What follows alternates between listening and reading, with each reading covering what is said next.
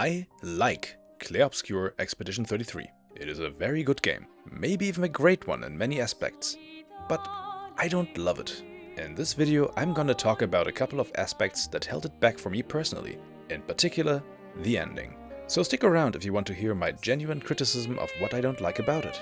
For the first part, there's gonna be almost no spoilers in terms of story, but I am going to show some areas, dungeons, enemies and characters. So if you want to go into the game blindly, then you've been warned.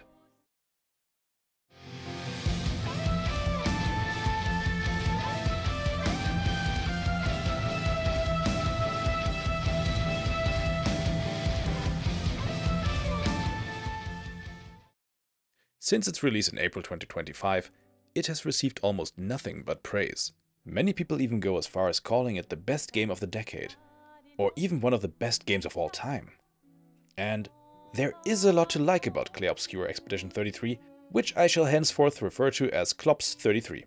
I think the premise is great, the setup is great, the story has a lot to offer, the performances by the actors are stellar, the visuals and designs are fantastic and unique, the combat is fun and combines a lot of things like Paper Mario with rhythm games and a dash of Persona, even though I have to admit that some of the enemy timings can be ridiculously annoying. I love how items get refilled when you rest at a bonfire, which is like something so simple yet brilliant, which works perfectly for this type of RPG, and I hope more will employ in the future. The way you can build your characters is very cool, as the system practically invites you to break it by using and combining all these different perks, but it also allows you to play it a little more casually, and you can still beat it without putting too much time and thought into these things. I myself felt a little too overwhelmed by all the different options, so I didn't feel like reading through all of it. But I was still capable of platinuming the game. Granted, for the secret super boss, after a million tries, I just looked up a broken build online and then one-shot him. But hey, it's an option. But until then, even using a more casual approach worked as well. And the music. This is probably my favorite thing about the game. I absolutely adore the soundtrack.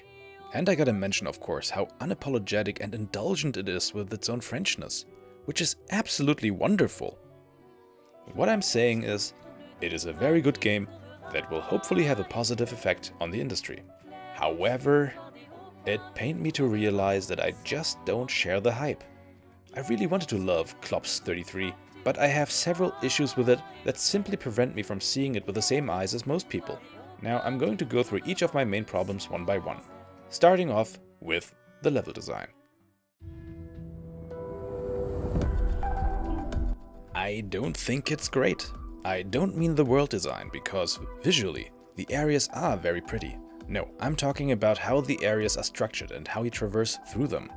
At best, I find the areas boring to traverse, and at worst, painful and frustrating. And to be fair, the way that the levels are designed is very similar to other modern titles, and actually matches the zeitgeist of modern game design. But other games make the same mistake, so it's actually the zeitgeist that is kinda broken. The general problem I find is that, if you break them down, they're just a bunch of hallways that stretch on and on and on. In principle, having more of a world that is basically an interconnected collection of hallways can work. Dark Souls, one of my favorite games of all time, does that. But here, something went wrong. The size of the maps is definitely an issue. They are too large, and there's just not much to do in them. And oftentimes exploring doesn't feel all that rewarding. My biggest frustration about it is how inconsistent the game is with how it handles level boundaries and collision with its assets. Like, see how I climb up here? Works fine. So, is there any reason whatsoever why I can't climb up here, other than the level boundary being there? The way level boundaries look is so vastly inconsistent. Sometimes the level boundaries are shoulder-high ledges that you cannot climb up on. Sometimes it's slopes, and sometimes it's just straight up invisible walls. It's this kind of inconsistency with its rules that discourages me from wanting to explore. And since a lot of these hallways look alike, and it's hard to distinguish between them, or even between the wider areas, I can't believe I'm saying this, the game needed a friggin' map. In an interview on Dropped Frames, the developer's CEO and creative director, Guillaume Broche, said that they didn't include a map because it would make exploring boring. I'm just imagining what Final Fantasy X would be without a minimap, and I think it will be better, because when I play Final Fantasy X, I just look at the minimap and I don't enjoy the environment, I don't remember the level design, I just remember the little maps, and it makes it boring. Honestly, this is a sentiment that I totally understand. But the problem is that I don't think that there are any good landmarks that help with the navigation. You may know where you want to go overall because you can see a point of interest in the distance, but the hallway design with its inconsistent usage of invisible barriers plus how cluttered everything looks, it's just not working for me. Ugh, this place is confusing. The most frustrating area in the game must be the Crimson Forest. You have to find and activate 3 statues, but the layout is such a mess with different altitudes and you can jump and fall down in certain places, have to go through some annoying platforming sections, and the worst thing is, whenever you activate a statue there's this weird filter that tunes out certain colors and only goes away once you've beaten the boss. And it is really straining on the eyes. Honestly, if you turn off the game in the middle of a dungeon or an area, and you pick it back up after 2 weeks or so, you will have no idea where you are and where to go. And having a map would have helped with seeing those level boundaries too. I'm sorry I'm bringing up Dark Souls again. Dark Souls works perfectly without a map because the architecture is more compact and every corner feels distinct. The boundaries make sense. This is how you could actually fix the level design in CLOBS 33, by just compressing everything a little and creating more shortcuts you can unlock. There is no reason for everything to be so large. It would kinda make sense if there was real-time combat, and you could use the architecture when maneuvering during fights with big monsters. But since it's turn-based combat, I fail to see the point, even if you can run away from the enemies that you encounter in an area. And even though I was looking forward to having an RPG with a world map again that I could walk around on, I was quite disappointed by how it turned out. Mostly because I had very little feel for where I could walk. It's just so unintuitive and overloaded with clutter, and despite even being given a map here. Now for the next point, I admit this is probably a me issue, and that is that I couldn't fully warm up to the way that the story is told.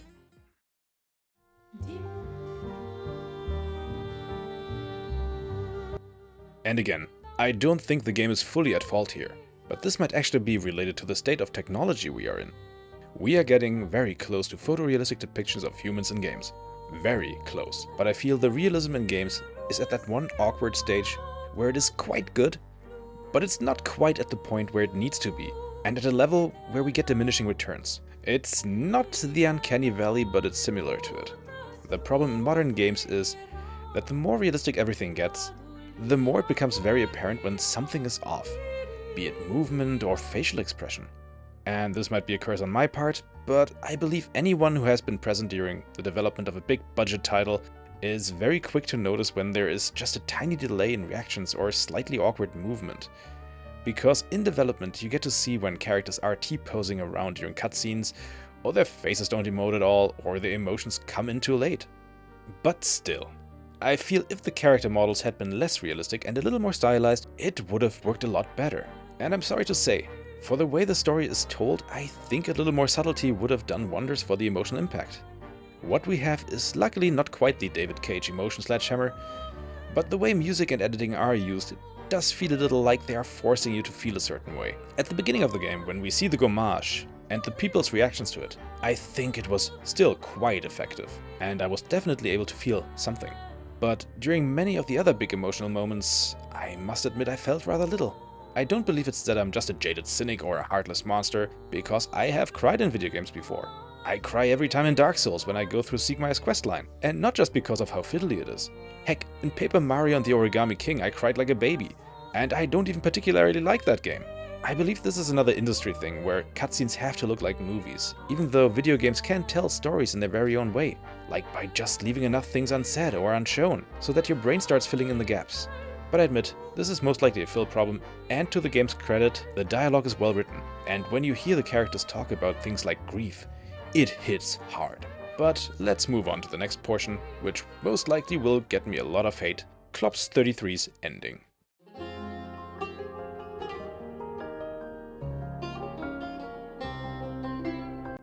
I don't like it. Actually, the more and more I think about it, the more it frustrates me. To such a degree actually that it takes a lot of enjoyment out of replaying the game.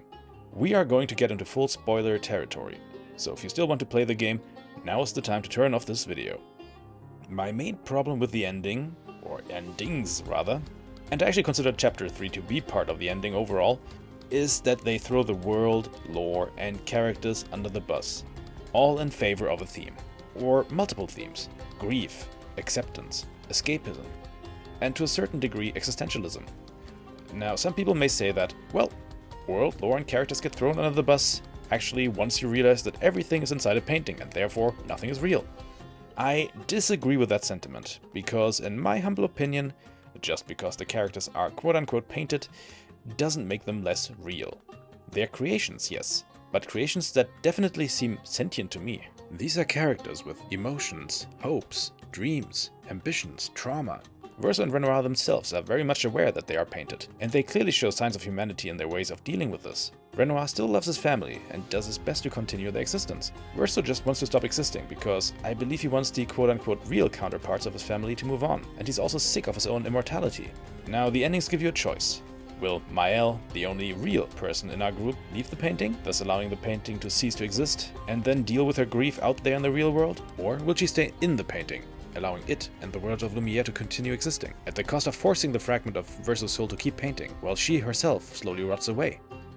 I suppose the game is trying to present us with a trolley problem here, and even offers us its own equivalent of the Child of Amulas. To me, the decision was actually easy. I wanted the world to continue existing, so I basically sacrificed Maëlle and disregarded Verso's wishes and forced a piece of quote-unquote real Verso's soul to keep on painting. I sacrificed 3 people for the sake of an entire world of sentient beings. So it's actually less of a classic trolley problem, as you can either choose for it to run over 3 people, or to crash into an antimatter bomb that will eradicate everything.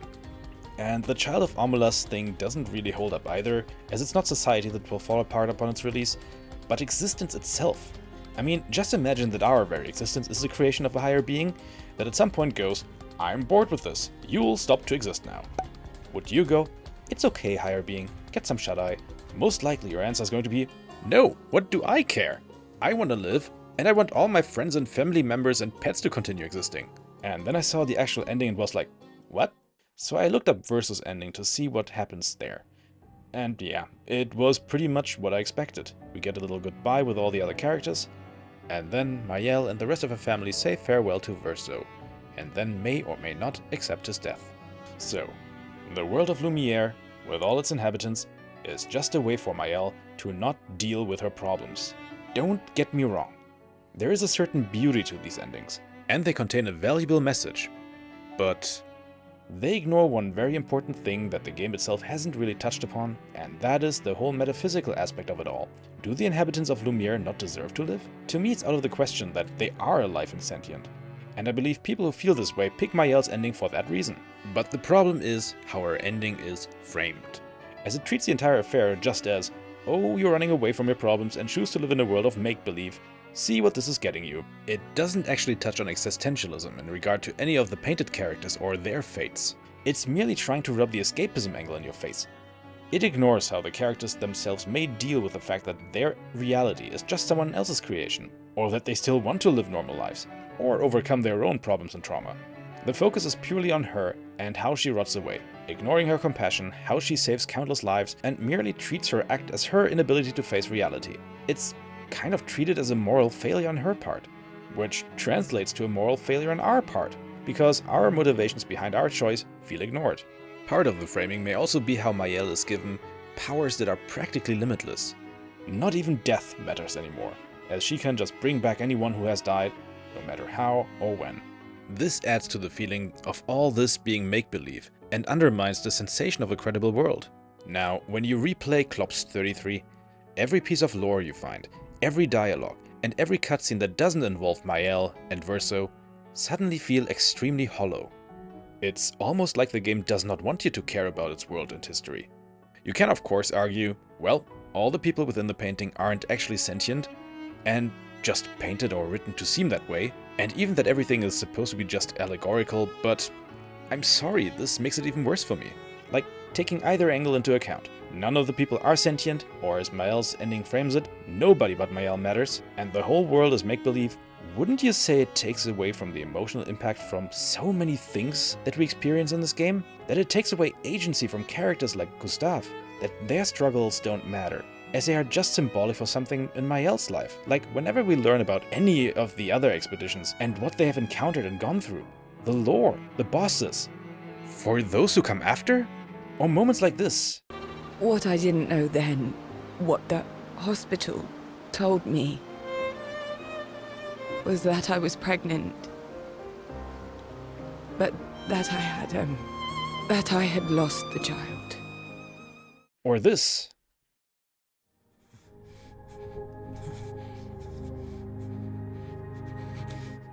You do that, we both die.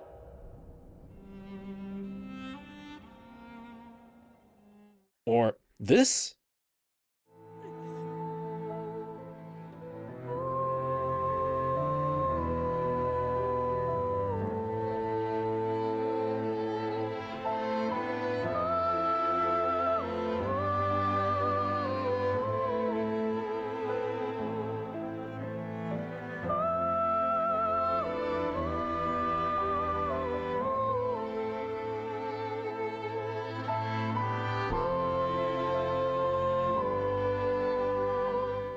I must admit, I generally have huge issues with stories in video games that basically end with "none of this is real, lol."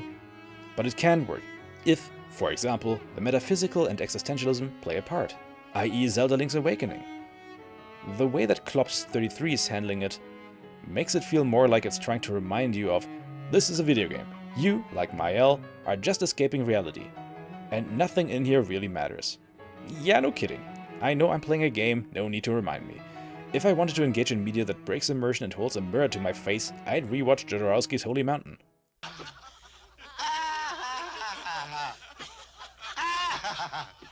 I'm sorry if it feels like I'm ranting, but even if I had my issues with the way it was told, I still like the story and characters very much. And it did grab me in parts, and I'm grateful that incredibly talented and creative people are given the opportunity to tell something like this. I just think it deserved an ending that didn't undermine its entire setting, our experience in its world, and most of its emotional moments. I think I would have liked it more if the world of Lumiere, as we see it in-game, was just the real world, and the whole painting aspect wasn't a thing. You could have still crammed the themes of grief and acceptance in there somehow. But I suppose that is just me. I am genuinely asking now, is there an angle that I'm missing? Am I overlooking something? I really wanted to love this game, but these points I mentioned really held me back from enjoying it as much as other people have enjoyed it, and that makes me sad. But let me end this video on a positive note. Despite how I feel about this game, as in, it's a very good game but not a perfect one, there's one thing that I absolutely adore about it, and that is its success. I mean, how many times does it happen that a game that is not a remake, or doesn't belong to an existing IP, or that isn't made by a huge famous developer, gather this kind of a following? It's universally beloved, it made a ton of money, and I really hope it will have a great impact on the industry. And on top of everything, it's a single-player game as well. I genuinely wish the game and its creators nothing but the best, and I think they deserve all the success in the world. I'm just sad I'm not part of the club. Now I'm curious, what do you think? Do you agree with anything I'm saying? Do any of the things that bother me bother you as well? Is there something that you think I'm totally wrong about? Please, let me know in the comments. That's all from me.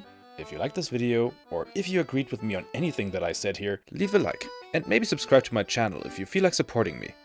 And if you disagreed with me on everything, please also leave a like, since dislikes hurt my feelings. I'm just kidding. Feel free to leave a dislike if you actually dislike this video. I have a feeling that the dislike ratio is going to be rather high, simply for saying that you don't love something. It's rather strange, isn't it? Ah well, I hope you have a lovely day.